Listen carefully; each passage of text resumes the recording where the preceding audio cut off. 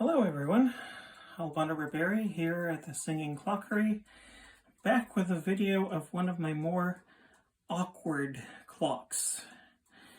This is a New Haven tambour style Westminster chiming clock, and I call it a marriage clock.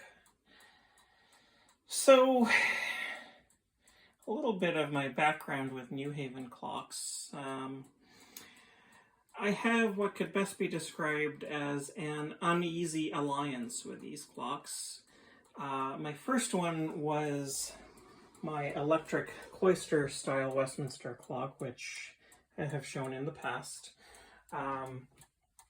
Unfortunately, the movement for that clock stopped working because of a dead motor, so I thought I would try to convert it to a mechanical movement, and I bought a spare movement, mechanical Westminster chime movement off of eBay.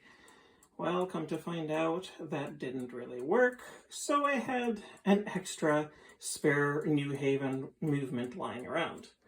Well, fast forward to a few weeks ago, I was visiting a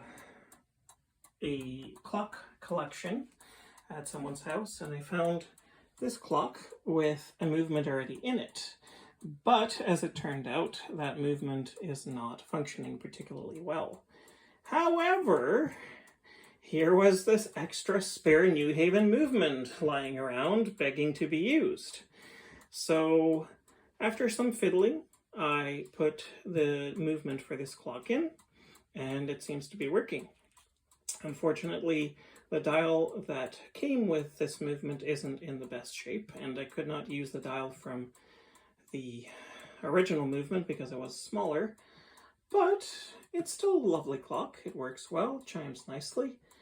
My guess is that the movement is from sometime in the early 1920s. I have no idea about the case because it has no label, no markings whatsoever.